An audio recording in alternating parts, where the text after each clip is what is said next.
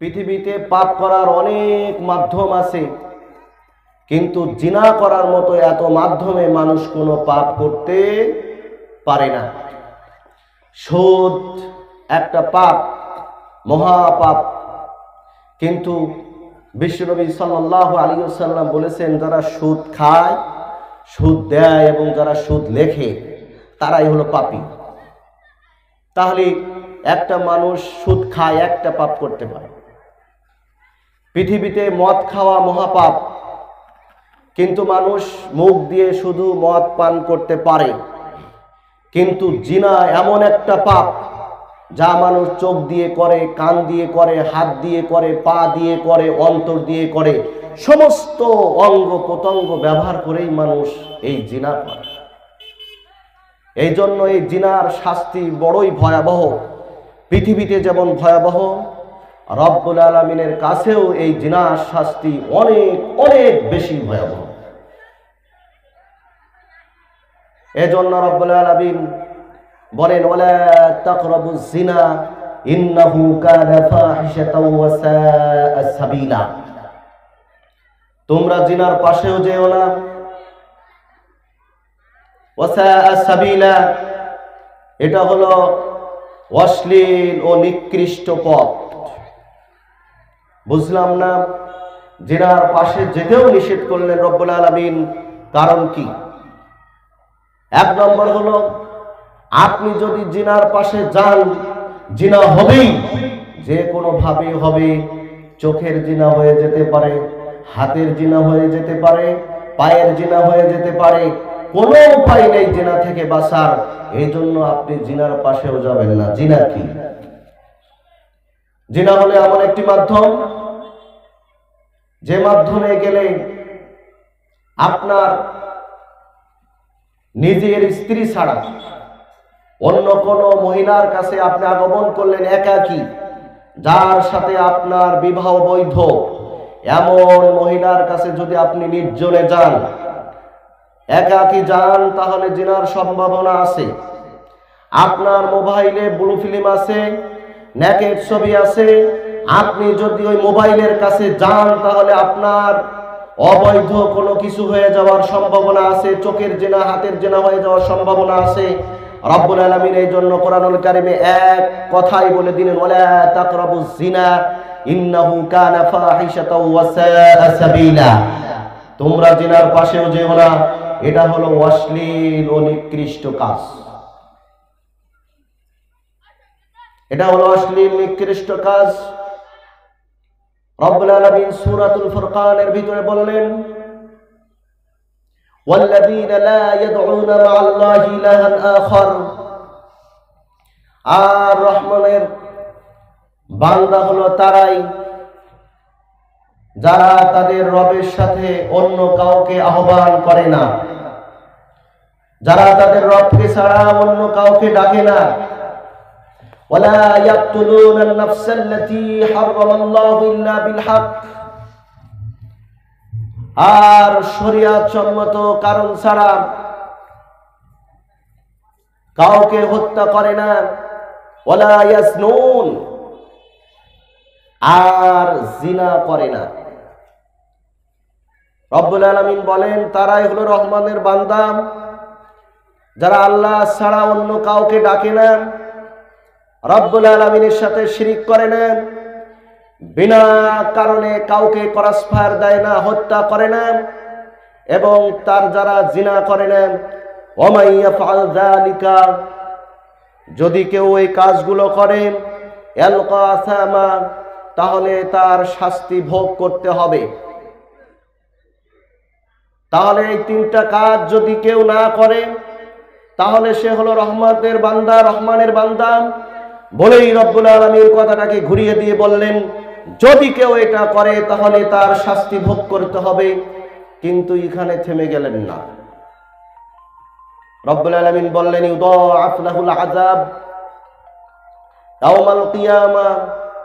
যে ব্যক্তি জিনা করবে, অবৈধ সম্পর্ক করবে, পরকিয়া করবে, তার জন্য মৃত্যুর পরে আমি দ্বিগুণ শাস্তি দেব। তার জন্য আমি মৃত্যুর পরে দ্বিগুণ শাস্তি দেব। পৃথিবীতে রব্বুল আলামিন কোনো পাপের জন্য দ্বিগুণ শাস্তি দেবে এমন কথা বলেননি। জিনার জন্য শাস্তি দেবেন দ্বিগুণ, ওয়ায়াখলুদ ফীহি মুহানা, এবং সেই শাস্তি হবে অপমানজনক শাস্তি। কি দিয়ে বোঝায় আপনার এক গুণ শাস্তি কি? দ্বিগুণ শাস্তির কথা পরে আসেন। প্রথমে শুধু এমনি শাস্তি যেটা রব্বুল আলামিন দেবেন সেটা কি হবে? রব্বুল আলামিন বলেন সাউরহিকুহু সাউদা, আমি প্রত্যেক পাপীকে আগুনের পাহাড়ে চড়াবো। বোঝেন তো, প্রত্যেক পাপীকে আমি আগুনের পাহাড়ে চড়াবো। রব্বুল আলামিন বললেন আমি যারা পাপ করে তাদেরকে আমি আগুনের পাহাড়ে চড়াবো। এক শ্রেণীর মানুষকে রব্বুল আলামিন পাপ করার কারণে আগুনের পাহাড়ে চড়াবেন। সাধারণত যদি একটু মাটি এই পিচ গরম হয়, জুতা পায়ে দিয়ে ছাড়া খালি পায়ে হাঁটার কোনো উপায় থাকে না, অথচ আগুনের পাহাড়ে রব্বুল আলামিন চড়াবেন। শুধু তাই, রব্বুল আলামিন বলেন ইন্নাল্লাযীনা কাফারু বিআয়াতিনা ওয়া সাওফা নুসলিহিম নার কুল্লামা নাজিদাত জুলুদুহুম বাদদালনাহুম জুলুদান গায়রাহা লিয়াযুকুল আযাব ইন্নাল্লাহা কানা আসীসান হাকীমা।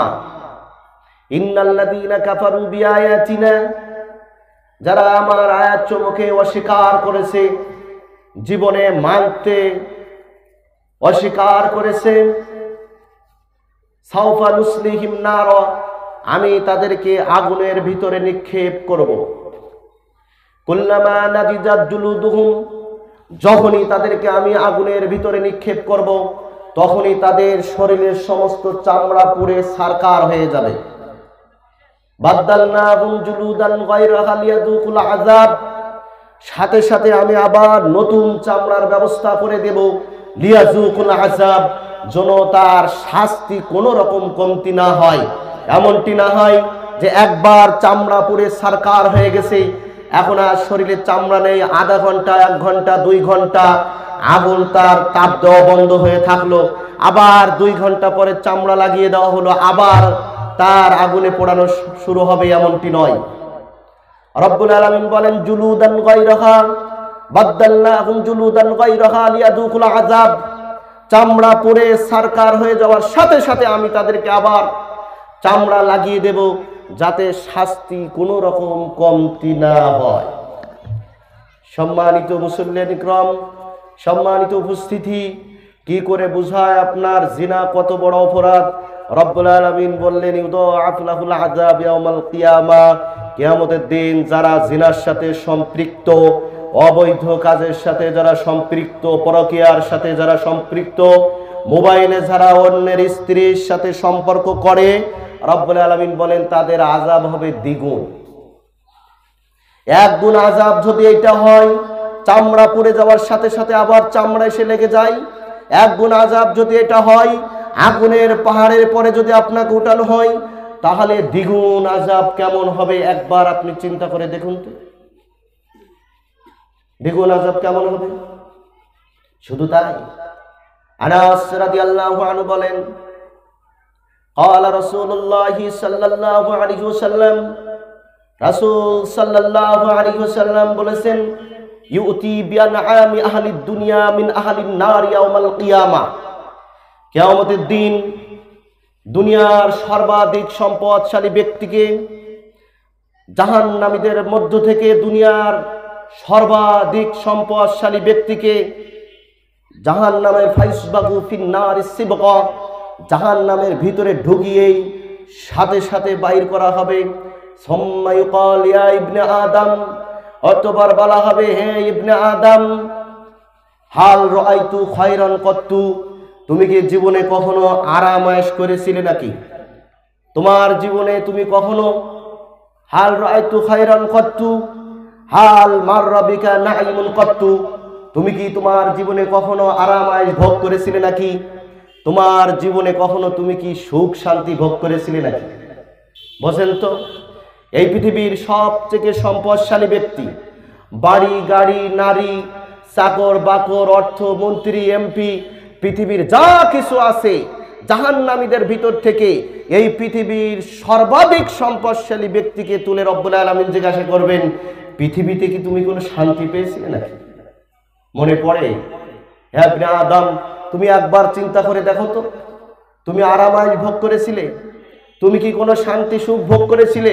তোমার কোনো কিছু কি মনে হয় শান্তি সুখ অর্জিত হয়েছিল মনে হয়? ফায়াকুল, সে বলবে লা ওয়াল্লাহি ইয়া রব্বান, আল্লাহর কসম করে বলছি জীবনে কোনোদিন, দুনিয়ার জীবনে কোনোদিন আমি কোনো সুখ শান্তি কোনো কিছুই আমি ভোগ করিনি। বোঝেন তো এমন কি ঘটলো? জাহান্নামের ভিতরে দিয়েই বাহির করা হলো, আর সাথে সাথে এই পৃথিবীর যত সুখ শান্তি এই যা কিছু আছে সব কিছু আর কিছুই নেই। এ কেমন শাস্তি! সুম্মা ইউকাল ওয়া ইউতা বিআশাদ্দিন নাসি বুসান মিন আহলিল জান্নাহ ফিদ দুনিয়া মিন আহলিল জান্নাহ। অমনি ভাবে জান্নাতের ভিতর থেকে দুনিয়ার সব থেকে কঠোর পরিশ্রমী ব্যক্তি, সব থেকে বেশি জেলখাটা ব্যক্তি, সবচেয়ে বেশি ক্ষুধা পাওয়া ব্যক্তি, সব থেকে নির্যাতিত ব্যক্তির মধ্যে থেকে একজনকে বাহির করা হবে। সুম্মা ইউকাল ফাইসবাগু ফিন নারি ফাইসবাগু ফিল জান্নাহ। এরপরে তাকে জান্নাতের ভিতরে ঢোকানো হবে, ঢুকিয়ে সাথে সাথে বাহির করা হবে। সুম্মা ইউকাল ইয়া ইবনে আদম, এরপরে বলা হবে হে ইবনে আদম, হাল রাআইতু বুসান কত্তু, তুমি তোমার জীবনে কোনো অভাব অনটন, দুঃখ কষ্ট কঠোরতা তোমার জীবনে তুমি কি কোনোদিন ভোগ করেছিলে নাকি? হাল রাআইতু হাল মারবিকা সিদ্দাতুন কত্তু, তোমার জীবনে কোনোদিন কি কোনো কঠিন অবস্থার সম্মুখীন হয়েছিলে নাকি? জান্নাতের ভিতর থেকে এই পৃথিবীর সবচেয়ে কষ্ট পাওয়া ব্যক্তি, যে ধরনেরই কষ্ট ধরেন, দরিদ্রতা ধরেন, জেল জুলুম ধরেন, অত্যাচার ধরেন, নিপীড়ন ধরেন, ক্রস ফায়ারের আসামি ধরেন,